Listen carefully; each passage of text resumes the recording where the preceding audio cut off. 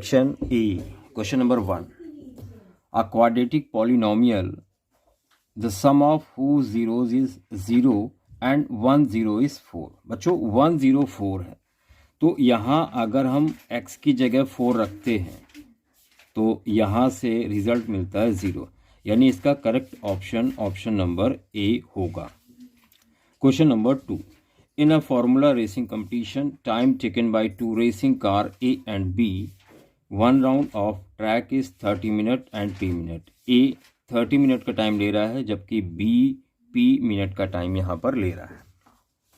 Question number 2. A time ले रहा है 30 मिनट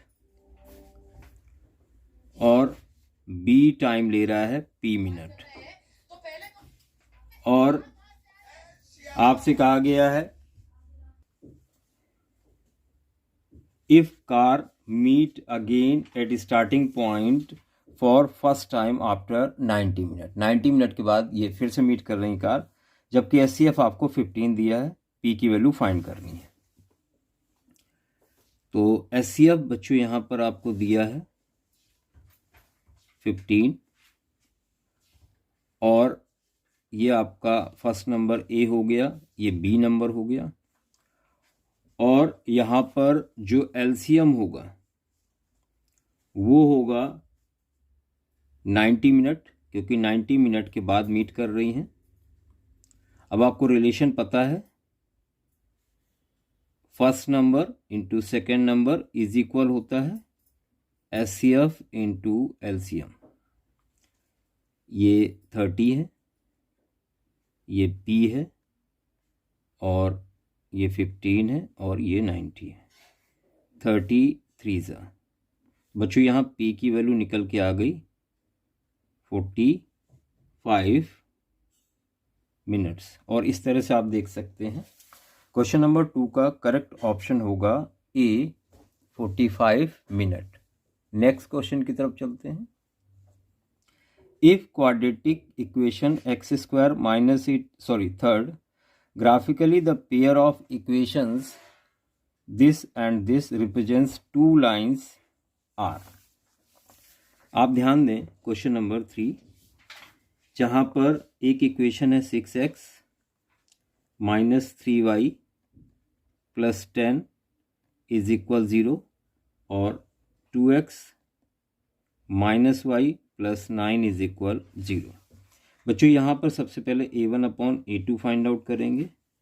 x के कॉफिशिएंट तो ये आएगा 3, B1 upon B2 y coefficient minus 3 upon minus 1, ये भी 3 आएगा, और C1 upon C2 constant term 10/9. आप ध्यान दें A1 अपॉन A2 इक्वल है B1 अपॉन B2 के, लेकिन नहीं इक्वल है C1 अपॉन C2 के. 3 3 और 10/9, इसलिए लाइंस जो होंगी वो पैरेलल होंगी. इसका जो करेक्ट ऑप्शन होगा वो होगा ऑप्शन D पैरेलल. दोनों लाइन कैसी होंगी? पैरेलल. बच्चों नेक्स्ट क्वेश्चन की तरफ बढ़ते हैं. 4 number. If quadratic equation x square minus 8x plus k is equal 0 has real root. देखिए कह रहा है रियल रूट है. अब रियल रूट की कंडीशन क्या होती है? जो D होता है ग्रेटर देन और इक्वल टू 0 होता है. D मतलब डिस्क्रिमिनेंट. तो इसकी जगह लिख सकते हैं हम लोग B square minus 4AC greater than equal to 0, और इक्वेशन है x square minus 8x plus k. बच्चों B मतलब x का कॉफिशिएंट जो कि माइनस 8 का होल स्क्वायर होगा, माइनस 4, A एक्स स्क्वायर का कॉफिशिएंट 1 है, C कांस्टेंट टर्म जो कि k है, ग्रेटर देन इक्वल टू 0. ये 64 हो जाएगा, ग्रेटर देन इक्वल टू 4 के उधर जाके प्लस का हो जाएगा, तो यहाँ से आ जाएगा 4 अपॉन में, तो ये 16 हो जाएगा. या इसको आप ऐसे भी लिख सकते हैं कि लेस देन इक्वल टू 16. तो यहाँ पर करेक्ट ऑप्शन जो होगा वो होगा option number B, K is greater than equal to 16. बच्चों नेक्स्ट क्वेश्चन 5 की तरफ बढ़ते हैं। If sum of first and odd natural numbers is equal to k times the sum of first and even natural numbers then k is equal to, आपको k की value find करनी है। आप ध्यान दें, क्वेश्चन नंबर 5 देखिए यहां पे दिया हुआ है sum of an odd natural number, an odd natural number is equal के sum of an even number. Sum of an odd natural number हुआ करता है एन स्क्वायर, आप ध्यान रखेंगे तो बहुत आसान हो जाएगा आपके लिए, और सम ऑफ इवन नंबर हुआ करता है एन, एन प्लस वन। बच्चों यहाँ के इज इक्वल हो जाएगा एन स्क्वायर और ये अपॉन में आएगा एन, एन प्लस वन, एक एन कैंसिल हो जाएगा तो यहाँ से के आ जाएगा n upon n plus one. ये करेक्ट आंसर होगा।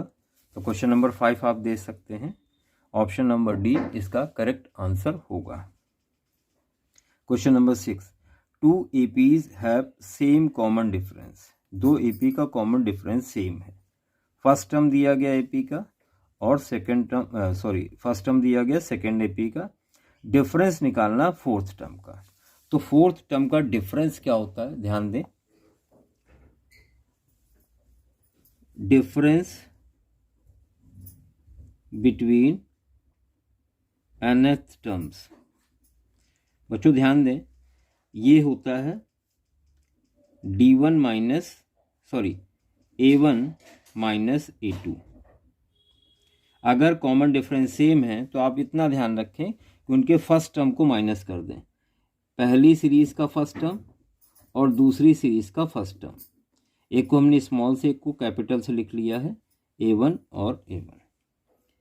ये -1 है और दूसरी सीरीज का फर्स्ट टर्म -8 है, तो यहाँ पर देखिए माइनस माइनस प्लस हो जाएगा 8 और इस तरह से आंसर आ जाएगा 7। तो यहाँ पे करेक्ट ऑप्शन होगा क्वेश्चन नंबर 6 का ऑप्शन सी।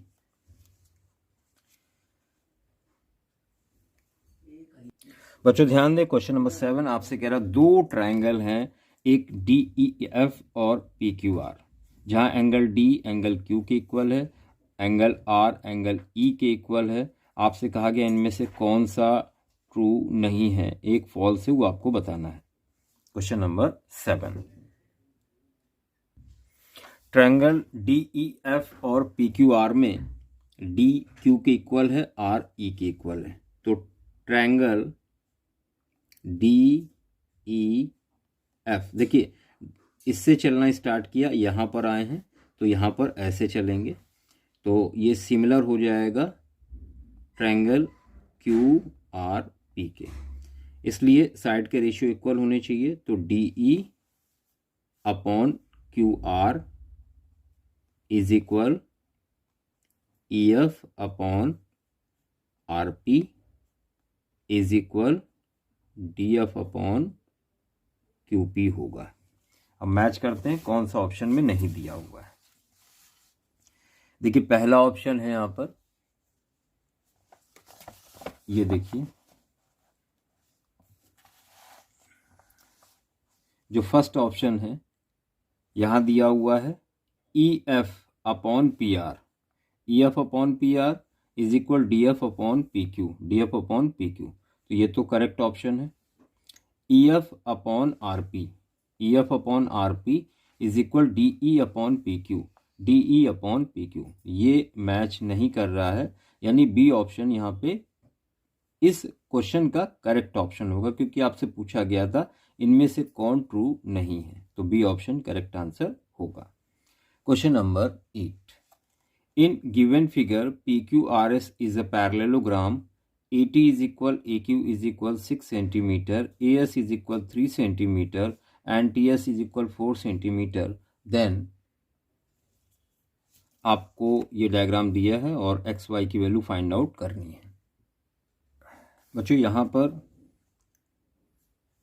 ये एंगल और ये एंगल आपस में इक्वल होगा, वर्टिकली अपोजिट एंगल। और क्योंकि ये लाइन इसके पैरेलल है, इस वजह से ये एंगल इसके इक्वल होगा। तो यहाँ पर दो एंगल इक्वल होने की वजह से ये दोनों ट्रायंगल सिमिलर हो गए। ट्रायंगल PQA सिमिलर है ट्रायंगल PQA STA। तो साइड के रेशियो इक्वल होने चाहिए। तो यहाँ लिखेंगे PQ upon ST is equal QA upon TA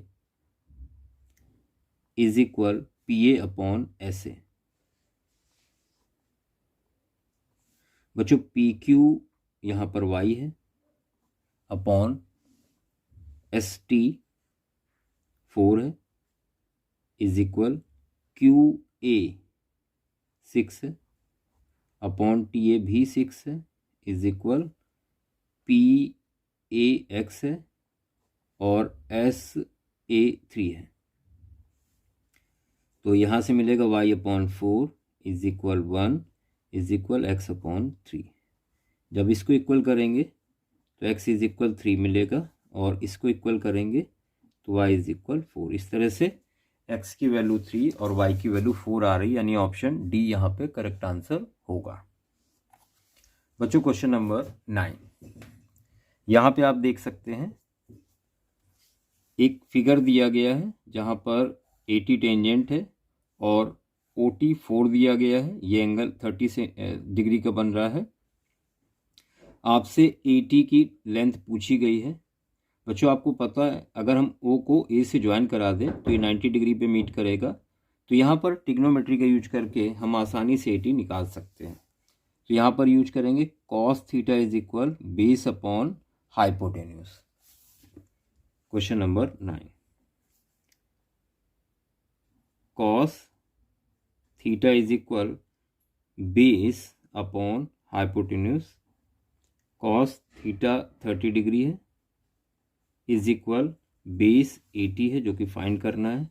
hypotenuse आपको 4 दिया हुआ है।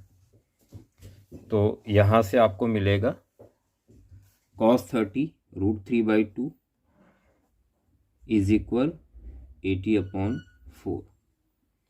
2 2 क्रॉस मल्टीप्लाई करेंगे तो यहाँ 80 आ जाएगा आपका 2√3 सेंटीमीटर और ये फाइनल आंसर होगा। यानी ऑप्शन यहाँ पर C करेक्ट होगा क्वेश्चन नंबर 9 का। अब देखते हैं क्वेश्चन नंबर 10। बच्चों यहाँ दिया है 4 cot theta -5 is equal 0, then find the value of this one. बच्चों यहाँ पर 4 cot थीटा -5 इज इक्वल 0 दिया हुआ है। तो cot थीटा 5 उधर जाएगा, 4 अपॉन में आएगा। cot को हम cos अपॉन साइन लिख सकते हैं इज इक्वल 5/4।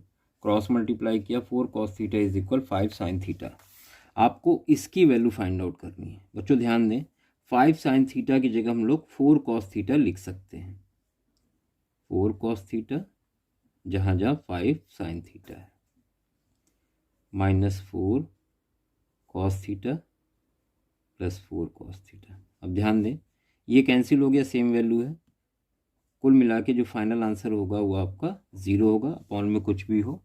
तो यहाँ पे करेक्ट ऑप्शन C होगा इस क्वेश्चन का, क्वेश्चन नंबर 10।